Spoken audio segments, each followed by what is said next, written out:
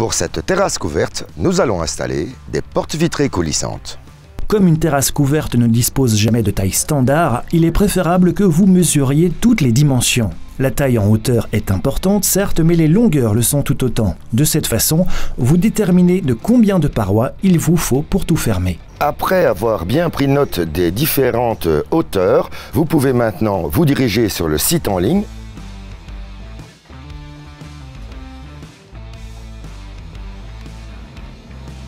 Lors de la livraison, vous vérifierez bien entendu que toutes les marchandises vous arrivent en parfait état. Nos panneaux vitrés sont malgré tout assez lourds. Ils devront donc être soutenus par cette poutre en aluminium qui lui servira de fondation. Sur les côtés, sur les murs, elle sera fixée à l'aide de ces profils en L et le milieu sera soutenu par des carreaux ou des dalles. La poutre de fondation constitue une bonne base stable pour vos parois de verre qui ensemble pèsent sur la fondation. Si vous ne travaillez pas sur une base en béton, il est presque toujours préférable alors de poser une poutre de fondation. Pour la poser, il faut enlever un peu de pavage.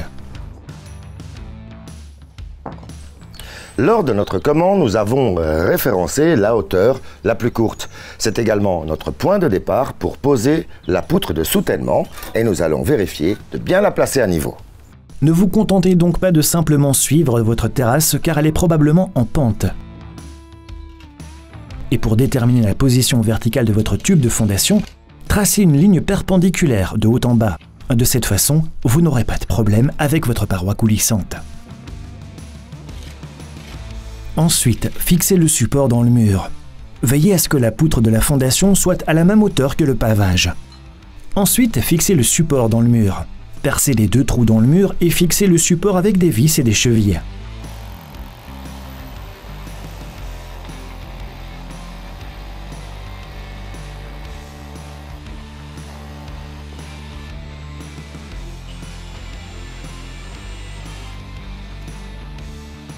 Veillez à ce qu'il soit à niveau dans le sens de la largeur de la poutre.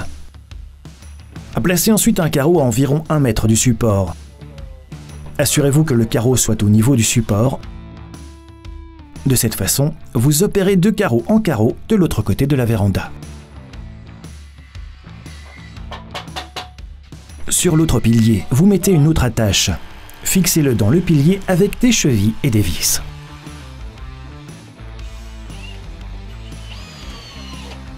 Mesurez ensuite la taille entre les 2 attaches. Et nous sommes prêts maintenant à découper la poutre de fondation que nous allons découper quelques millimètres plus court afin d'être sûr qu'elle passe bien. Avec une scie à onglet équipée d'une lame adaptée à l'aluminium, vous pouvez ensuite découper à la taille voulue. Bien entendu, portez alors la protection nécessaire, veillez à protéger vos yeux tout aussi bien que vos oreilles. Placez la poutre de fondation au bon endroit et puis assurez-vous qu'elle soit à niveau. C'est important pour pouvoir facilement ouvrir et refermer votre porte.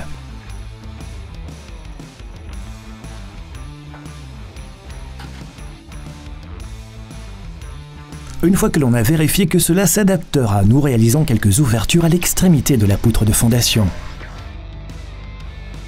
Par ces ouvertures, nous fixons la poutre de fondation au support. Vous le faites avec des vis auto-perceuses. Les vis et la mèche sont fournies avec la paroi en verre, vous n'aurez donc pas à vous en soucier.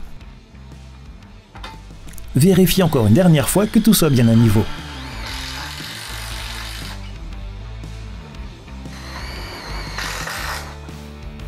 Nous prenons maintenant la mesure du guide inférieur.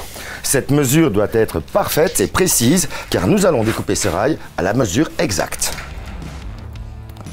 Marquez les dimensions sur le rail inférieur et sciez-le.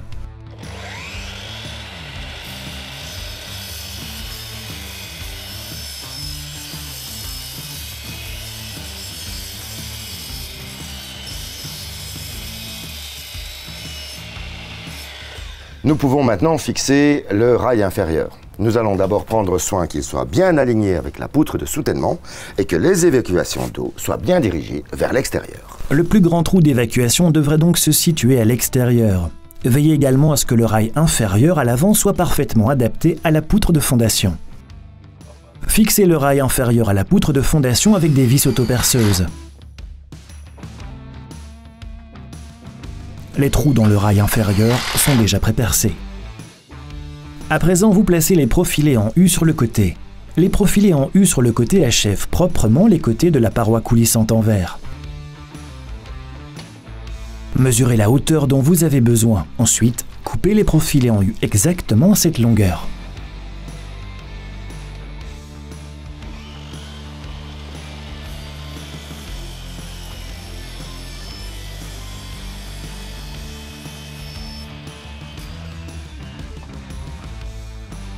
Sur le côté, ces profilés disposent de brosses.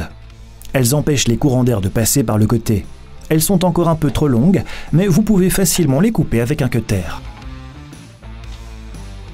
Pressez un peu les extrémités de la brosse pour qu'elle ne bouge pas pendant le placement.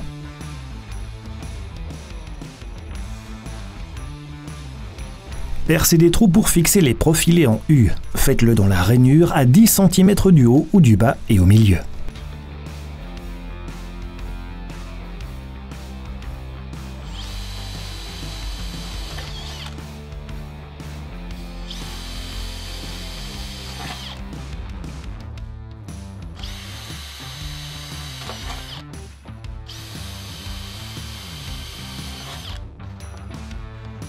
Percez des trous pour fixer les profilés en U.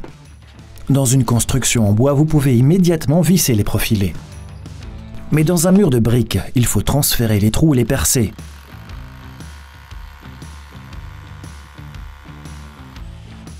Utilisez des chevilles et des vis pour fixer le profilé.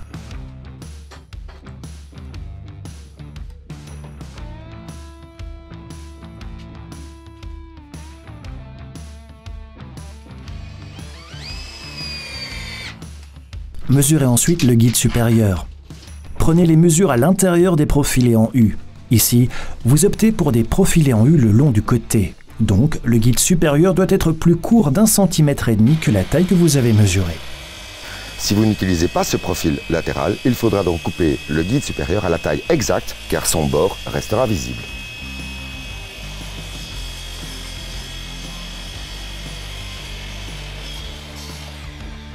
Ici aussi, il y a des brosses en haut du profilé. Découpez-les et pressez l'ouverture à nouveau. À l'extérieur, vous mettez toujours quelque chose entre votre pince et le profilé, sinon vous risqueriez d'endommager la peinture. Placez le profilé et vissez-le. Pour une poutre en bois, vous pouvez directement y visser le profilé.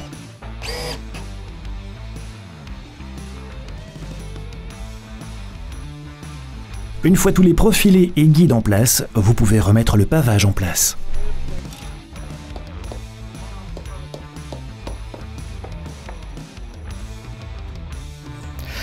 Un profil à roulettes va venir se monter sur la partie inférieure de notre panneau vitré.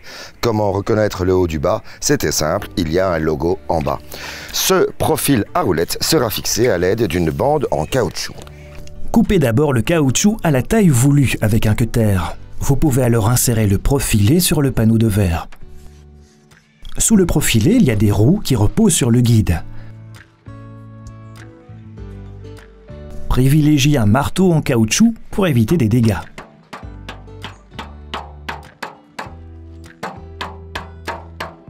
Découpez d'abord le caoutchouc à la taille voulue avec un cutter.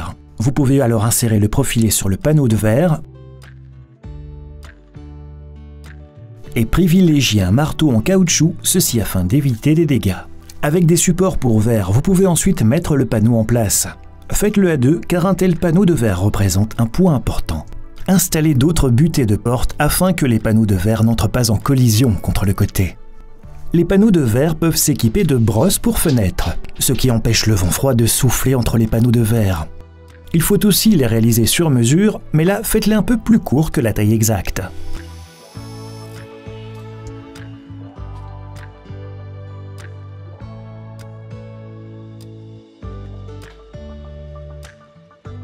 Avec un marteau en caoutchouc, vous pouvez ensuite les insérer sur la vitre.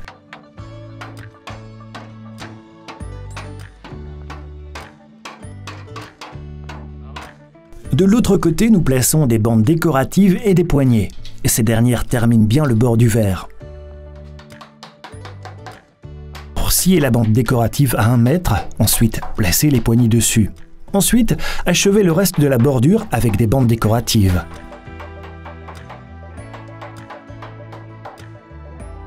il vaut mieux coller la poignée au verre. La colle adéquate est incluse lorsque vous commandez les poignées. Étalez cette colle sur l'intérieur de la poignée. Placez-la ensuite sur le panneau. Laissez la colle bien sécher avant l'utilisation des poignées.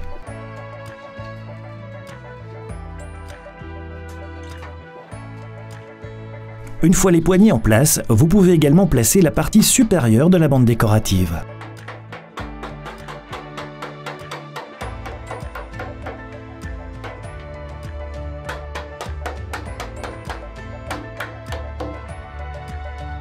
Et avec cela, votre porte coulissante se retrouve prête à l'emploi et vous pourrez aussi profiter de votre terrasse lorsqu'il fait plus froid. Par cette amélioration, nous pouvons désormais profiter de notre terrasse couverte à toutes les saisons. Qu'il pleuve ou qu'il vente, qu'il fasse beau ou qu'il fasse froid. Si vous souhaitez revoir cet épisode, vous le retrouverez sur notre site web dobit.be, sur lequel vous ne manquez pas de vous inscrire à notre magazine en ligne. Et quant à moi, je vous retrouve avec plaisir lors de notre prochain projet.